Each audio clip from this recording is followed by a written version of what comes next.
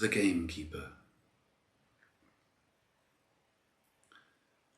In late November 1914, yet to enlist in the army, Edward Thomas was visiting Robert Frost at his cottage, The Gallows, in Ryton, just east of Dimmock, Gloucestershire.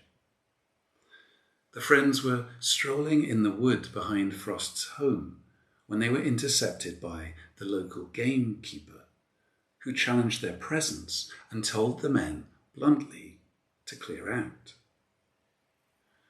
As a resident, Frost believed he was entitled to roam wherever he wished, and he told the keeper as much. The keeper was unimpressed, and sharp words were exchanged. And when the poets emerged onto the road, they were challenged once more. Tempers flared, and the keeper called Frost a damned cottager, meaning one who had no right to the land, before raising his shotgun at the two poets. Incensed, Frost was on the verge of striking the man, but hesitated when he saw Thomas back off.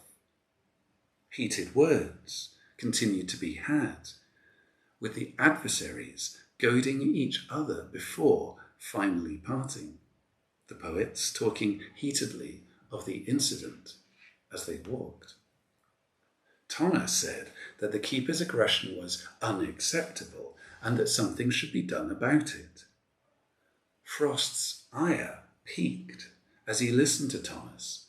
Something would indeed be done, and done right now, and if Thomas wanted to see it done, he should follow him.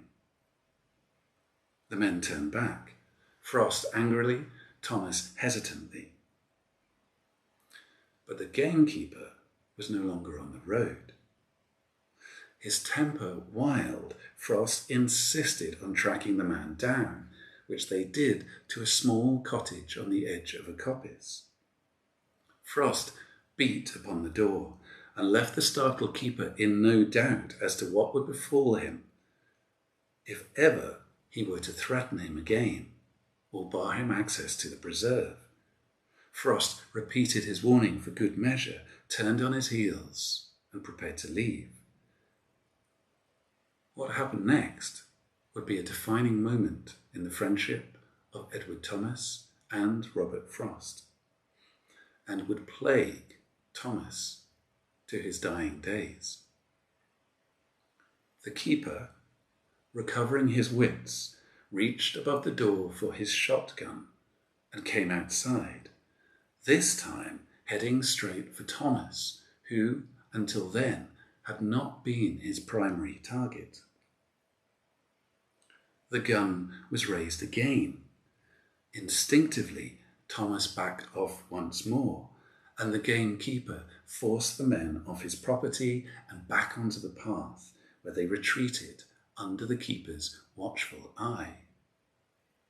Frost contented himself with having given a good account of himself, but Thomas felt something very different.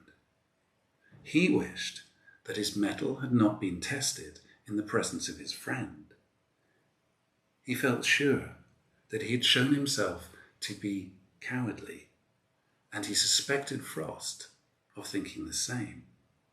Not once, but twice had he failed to hold his ground, while his friend had no difficulty in standing his. His courage had been found wanting at a time when friends, such as Rupert Brooke, had found it in themselves to face genuine danger overseas. The encounter would leave Edward Thomas haunted, destined to relive the moment again and again, in his verse and in his letters to Frost, in the week when he left for France, even in the week of his death. He recalled feeling fear and cowardice of a kind he had experienced in that standoff with the gamekeeper. He felt humiliated by events and by the most important friend he had ever made, Robert Frost, and he vowed that he would never again allow himself to be faced down. When the moment came, Thomas would hold his nerve, and he would face the gunmen at Arras. Said Robert Frost. That's why he went to war.